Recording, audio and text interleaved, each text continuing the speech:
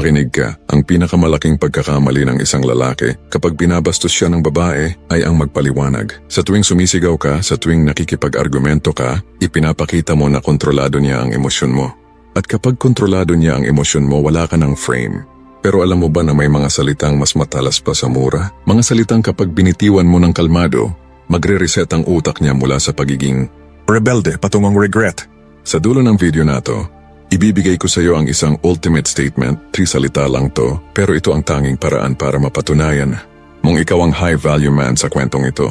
Kapag narinig niya to, siya ang hihingi ng sorry sa iyo nang hindi mo siya pinipilit. Handa ka na bang matutunan ang sining ng frame control? Bago tayo sa listahan, i-click mo ang subscribe at ang bell. I-comment mo ang may stand ako. Bakit? Dahil ang 95% ng mga lalaki ay mas pipiliing lunukin ang pride nila kaysa mawala ang babae. Pero ikaw, matututo kang manindigan. Huwag kang aalis. Dahil ang pang-7 sa listahang ito ay ang tanging salita na magpapakita sa kanya na handa kang mawala siya. At yun ang magpapatakbo sa kanya pabalik sa'yo. Ang 10 words of dominance. Una, ito ang ultimate drama killer. Naintindihan ko. Sabihan mo ko pagtapos ka na. Sa gitna ng isang mainit na pagtatalo o kapag sinusubukan kanyang itest, gamit ang mahabang litanya, ang reklamo at emotional outbursts, ang pinakamalakas mong alas ay hindi ang mas malakas na boses, kundi ang strategic indifference. Maraming lalaki ang nahuhulog sa bitag ng pakikipagdebate sa bawat puntong binibitawan ng babae. Kapag ginawa mo yon, binibigyan mo ng validation ang kanyang drama. Pero kapag binitawan mo ang linyang, naintindihan ko, sabihan mo ko pagtapos ka na, tinatapos mo ang laro sa sarili mong mga tuntunin. Ang luhika dito ay simple. Ang drama ay parang apoy, kailangan nito ng hangin para magtuloy-tuloy. Ang hangin na yon ay ang iyong reaction. Kapag sumagot ka ng mahaba, binibigyan mo siya ng materyales para lalong magalit. Pero kapag sinabi mong naintindihan mo at hinayaan mo siyang matapos, sa kanyang attitude, pinapatay mo ang daloy ng kuryente. Ipinapakita mo na wala kang oras sa bata-batang attitude. Ang isang high-value man ay may mga imperyong kailangang itayo at mga problemang kailangang lutasin. Wala siyang bakanteng oras para maging audience sa isang walang kwentang performance. Sa sandaling sabihin mo ito ng kalmado, inililipat mo ang bigat ng sitwasyon sa kanya. Bigla siyang magmumulang bata na nagtatantrums habang ikaw ang adult na naghihintay lang na kumalma siya. Ipinapakita nito na ikaw ang may hawak ng frame control. Hindi ka kayang i-trigger, hindi ka kayang pasabugin, at hindi mo hahayaang sirain niya ang kapayapaan ng isip mo. Ang katahimikan pagkatapos ng linyang ito ang magtuturo sa kanya na kung gusto niyang pakinggan mo siya, kailangan niyang makipag-usap ng may respeto at luhika. Maging bato sa gitna ng bagyo, hindi ko matatanggap ang ganyang tono ng pananalita. Ang pagiging isang high-value man ay hindi nangangahulugan ng pagiging manhid. Ito ay tungkol sa pagiging isang lalaking may standard. Maraming lalaki ang nananahimik na lamang kapag sinisigawan, minumura o kinakausap ng walang paggalang sa takot na mas lalong lumala ang away. Pero ang hindi mo alam, sa bawat beses na hinahayaan mong bastusin ka, unti-unti mong binibigyan ng permit ang mundo na tapakan ang iyong dignidad. Kapag binitawan mo ang linyang, hindi ko matatanggap ang ganyang tono ng pananalita, binabawi mo ang iyong kapangyarihan ng may integridad. Ang lohika rito ay hindi ang makipag-away, kundi ang mag-set ng boundary. Pansinin mo, hindi ka sumisigaw pabalik, hindi ka nagagalaiti, at hindi ka gumagamit ng mga salitang nakakasakit. Ipinapahayag mo lang ang isang fact tungkol sa kung ano ang katanggap-tanggap sa iyo at kung ano ang hindi. Ipinapakita mo na ang respeto ay hindi negotiable. Kapag sinabi mo ito ng kalmado at may sapat na eye contact, ipinaparamdam mo sa kanya na ang iyong halaga ay hindi nakadepende sa kanyang emosyon. Para kang isang hari na nagsasabi sa kanyang nasasakupan na mayroong hangganan ng iyong pasensya. Ang lalaking may kayang sabihin, ang totoo nang hindi nagmumulang. Emosyonal ay ang lalaking mahirap imanipula. Maraming babae at tao sa pangkalahatan ang sumusubok sa limitasyon ng iba para malaman kung hanggang saan sila pwedeng lumabis. Sa sandaling marinig niya ito mula sa iyo, magkakaroon siya ng mental reset. Ma-realize niya na ang BS niya ay hindi tatalab sa iyo. Hindi mo kailangang magpaliwanag kung bakit masama ang tono niya. Sapat na ang pahayag na hindi mo ito tatanggapin. Kapag hindi siya tumigil, ang susunod na hakbang ay ang pag-alis sa sitwasyon, the walk away. Tandaan, itinuturo mo sa ibang tao kung paano kanila dapat ituring base sa kung ano ang hinahayaan mong mangyari. Manatiling matatag sa iyong standard. Pangatlo, mukhang hindi ka pa ready makipag-usap ng maayos. Alis mo na ako. Sa gitna ng isang emosyonal na bagyo, ang pinakamalakas mong alas ay hindi ang iyong mga salita, kundi ang iyong presensya. Ang karaniwang lalaki ay mananatili sa harap ng babaeng nagtatantrums, susubukan itong amuin o makikipagsigawan hanggang sa pareho na silang pagod. Pero ang isang high-value man ay alam na ang kanyang presensya ay isang privilege. Kapag binitawan mo ang linyang, mukhang hindi ka pa ready makipag-usap ng maayos. Alis muna ako, ginagamit mo ang pinaka-epektibong tool sa psychology, ang negative reinforcement. Ang lohika rito ay simple, the power of absence. Kapag binawi mo ang presensya mo sa sandaling, maging bastos o hindi makatwiran ang kausap mo, ipinaparamdam mo sa kanya ang lamig ng pag-iisa. Ipinapakita mo na ang iyong atensyon ay hindi libre. Kung hindi niya kayang ibigay ang respetong nararapat sa iyo, hindi mo siya bibiyayaan ng iyong oras. Hindi ka umaalis dahil takot ka sa away. Umaalis ka dahil masyado mong mahal ang sarili mo para maging punching bag ng emosyon ng ibang tao. Ang pag-alis mo ay isang malinaw na mensahe. Ang oras ko ay para sa mga taong marunong rumespeto. Hanggat hindi ka ready, hindi mo ako makakasama. Sa sandaling talikuran mo siya at iwanan sa gitna ng kanyang drama, doon papasok ang reality check. Mawawalan siya ng audience. Ang galit na walang nakikinig ay mabilis na naglalaho at napapalitan ng pangamba. May isip niya, iniwan niya ako dahil sa ugali ko. Ang katahimikang kasunod ng iyong pag-alis ay mas malakas kaysa sa kahit anong sermon. Dito siya matatauhan na hindi ka disposable at hindi ka isang lalaking pwedeng paginitan lang kapag gusto niya. Kapag bumalik ka sa oras na kalmado na siya, ikaw na ang may hawak ng frame ng relasyon. Tandaan, ang lalaking kayang umalis sa mesa kapag wala ng respetong isiniserve ay ang lalaking laging rerespetuhin sa huli. Pang-apat, desisyon mo yan at nirerespeto ko yun. Sa laro ng kapangyarihan at emosyon, maraming babae at tao sa pangkalahatan ang gumagamit ng tinatawag na emotional baiting. Magbibigay sila ng ultimatum, magbabanta na makikipag-break, o gagawa ng desisyong alam nilang ikagagalit mo para lang makita ang reaksyon mo. Ang karaniwang lalaki ay kakagat sa pain. Magmamakaawa siya, makikipagtalo o susubukang baguhin ang isip ng babae. Pero ang isang high-value man ay gumagamit ng non-resistance.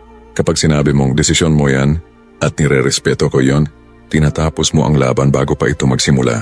Ang lohika rito ay simple pero malupit. Kapag hindi ka lumaban, wala siyang friction na magagamit para lalo kang bastusin o imanipula. Ang manipulasyon ay nangangailangan ng dalawang tao, isang humihila at isang pumipigil. Kapag binitawan mo ang lubid, mawawalan siya ng balanse. Sa pagsasabi na nirerespeto mo ang desisyon niya, kahit pa ang desisyong iyon ay ang paglayo o ang paggawa ng isang bagay na hindi mo gusto, ipinapakita mo na hindi ka takot sa mawawala sa'yo. Ipinapakita nito ang iyong stoic confidence.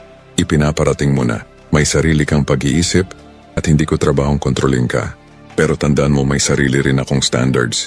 Kapag wala siyang nakuhang pagtutol mula sa'yo, ang emosyong inilaan niya para sa away ay mababaling sa pagtataka. May isip niya bakit hindi siya natatakot? Bakit hinahayaan niya lang ako? Sa sandaling hindi ka pumalag, ang lahat ng bigat ng desisyon ay bumabalik sa kanya. Kung nagbanta siyang makikipag-break at ang sagot mo ay nirerespeto ko ang desisyon mo, hindi na ikaw ang kontrabida. Siya na ngayon ang kailangang humarap sa realidad ng sarili niyang banta. Pinabaliktad mo ang power dynamic. Sa halip na ikaw ang naghahabol, ikaw ang nagiging observer. Ang lalaking kayang tanggapin ang pag-alis ng isang tao ng walang drama ay ang lalaking may pinakamataas na halaga. Ipinapakita mo na ang iyong kaligayahan at seguridad ay hindi nakadepende sa kanyang pananatili. Ang kalmado mong pagtanggap ay mas masakit pa sa sampal dahil pinatutunayan nito na ikaw ay unshakable. Panglima, anong gusto mong mangyari? Kapag ang isang babae ay nasa gitna ng emosyonal na pagsabog o paulit-ulit na nagrereklamo, nang walang malinaw na punto, ang karaniwang reaksyon ng lalaki ay ang maging fixer. Susubukan mong magbigay ng solusyon, mag-sorry, o mangako ng pagbabago para lang tumigil ang ingay. Ngunit sa paggawa nito, lalo mo lang siyang binibigyan ng lakas na manatili sa emosyonal na estado. Ang isang high-value man ay marunong gumamit ng Socratic questioning. Kapag binitawan mo ang tanong na, anong gusto mong mangyari? Tinatapos mo ang drama at pinipilit mo siyang bumalik sa realidad. Ang lohika rito ay simple, inililipat mo ang bigat ng usapan sa kanya. Ang emosyon ay madalas na walang direksyon. Ang lohika ay may layunin. Sa pagtatanong nito, pinuputol mo ang kanyang momentum ng pagrereklamo. Mapipilitan siyang huminto, mag-isip, at magbigay ng konkretong sagot sa halip na puro emosyon lang ang ibinabato sa iyo. Ipinapakita mo na hindi ka nandito para maging emotional punching bag. Nandito ka para makipag-usap bilang isang matalinong lalaki. Kung may problema, kailangan ng solusyon. Kung gusto niya lang mag-ingay, Ipinapaalam mo sa kanya na hindi mo ito papatulan. Sa madaling salita, inilalagay mo siya sa posisyon kung saan kailangan niyang maging accountable sa kanyang mga sinasabi at hinihingi. Kapag itinanong mo ito ng kalmado at walang halong pang-aasar, para mong sinabi na nakikinig ako, pero hindi ako maghuhula kung paano ka papasayahin. Sabihin mo ng malinaw ang gusto mo. Madalas, ang mga babaeng naghahanap lang ng away ay walang maisasagot dito dahil wala naman silang totoong goal, kundi ang makakuha ng reaksyon sa iyo. Kapag hindi siya makasagot ng lohikal, doon mo na pwedeng gamitin ang response number 3. Alis muna ako. Binibigyan mo siya ng pagkakataon na maging mature. At kung hindi niya ito kaya, ikaw ang magtatakda ng dulo ng usapan. Ang lalaking laging nagtatanong ng outcome sa halip na sumasabay. Sa process ng away ay ang lalaking laging may control sa relasyon. Pang-anim, okay. Kung iyan ang pinili mo, sige. Sa lahat ng mga linyang maaari mong bitawan, ito ang may pinakamabigat na timbang.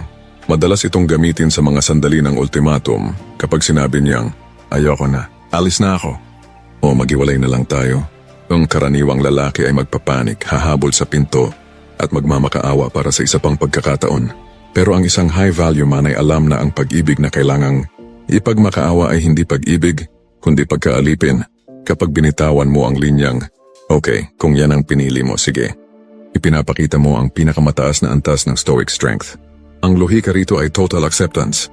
Ito ang pinakanakakatakot na sagot para sa isang babaeng sumusubok sa'yo dahil pakiramdam niya ay hinayaan mo na siyang mawala. Ang karamihan sa mga banta ng pag-alis ay isa lamang test para makita kung gaano ka kadesperado. Sa pagsasabi ng okay, binubuksan mo ang hawla. Ipinaparating mo na hindi mo siya pag-aari at wala kang balak pilitin ang isang taong ayaw nang manatili sa tabi mo. Ang taong handang magpaubaya ng walang galit o drama ay ang taong may pinakamalakas na frame. Ipinapakita mo na ang iyong halaga ay hindi mababawasan kahit palisanin niya ang iyong buhay. Ang iyong mundo ay mananatiling buo mayroon man siya o wala.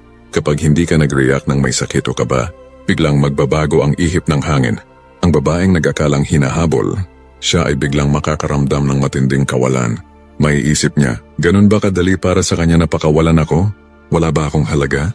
Ang totoo, ang iyong pagsang-ayon ay hindi nangangahulugang wala siyang halaga, kundi mas mahalaga ang iyong prinsipyo. Binabaliktad mo ang bigat ng desisyon. Sa halip na ikaw ang kawawa, siya ngayon ang kailangang humarap sa katotohanan na ang banta niya ay naging realidad. Ang lalaking kayang magsabi ng sige sa harap ng pagkawala ay ang lalaking mahirap talunin dahil wala kang leverage sa kanya. Ito ang huling pagpapatunay na ikaw ang prize at kung gusto niyang bitawan ang premyo, handa kang hayaan siyang magkamali. Pang-7, mas mahal ko ang sarili ko kaysa sa drama na to. Sa laro ng pag-ibig at atraksyon, ang pinakamalakas na magnet ay ang isang lalaking may sariling center of gravity. Maraming lalaki ang nagpapakain sa emosyon ng kanilang partner na para bang ang kanilang buong pagkatao ay nakasabit lamang sa nararamdaman ng babae. Pero ang isang high-value man ay alam ang pagkakaiba ng pagmamahal sa pagpapakababa. Kapag binitawan mo ang linyang, mas mahal ko ang sarili ko kaysa sa drama na to, itinutudla mo ang isang katotohanan na hindi kayang tibagin ng anumang manipulasyon. Ang lohika rito ay simple pero matindi, self-prioritization. Pinapaalala mo sa kanya at sa sarili mo na ang sentro ng universo mo ay ikaw, hindi siya. Hindi ito pagiging makasarili o hambog. Ito ay ang pagkakaroon ng self-respect. Kapag sinabi mo ito, ipinaparating mo na mayroon kang internal compass na nagsasabing hindi mo kailangang magtiis sa isang sitwasyong nakakasira sa iyong dangal o kapayapaan. Ipinapakita mo na ang katapatan mo sa iyong sariling prinsipyo ay mas matimbang kaysa sa takot mong mag-isa. Ang karamihan sa mga babae ay hindi re-respeto sa isang lalaking kayang talikuran ang sarili niyang dignidad para lang sa peace of mind ng relasyon. Pero ang isang lalaking kayang sabihing I love myself more than this mess ay isang lalaking may mataas na standard na kailangang pantayan ng sino mang gustong manatili sa tabi niya. Kapag narinig niya ang linyang ito, nagkakaroon ng paradigm shift. Marirealize niya na ang iyong limit ay hindi isang laro. Ipinapakita mo na ang pagmamahal mo sa kanya ay isang gift, hindi isang obligasyon, at maaari mo itong bawiin sa sandaling masira ang iyong self-respect. Ang mga babae ay natural na naakit sa mga lalaking hindi kayang i-hostage ng emosyon. Sa pagpili sa sarili mo kaysa sa drama, nagiging mas attractive ka dahil ipinapakita mo ang iyong lakas ng loob. Ang lalaking tapat sa sarili ay ang lalaking magiging tapat din sa kanyang partner. Itinuturo mo sa kanya na kung gusto niyang maging bahagi ng buhay mo, Kailangan niyang i-level up ang kanyang trato sa'yo. Maging lalaki na handang protektahan ang kanyang sariling peace sa lahat ng oras. Pangwalo 8. Sigurado ka ba sa sinasabi mo?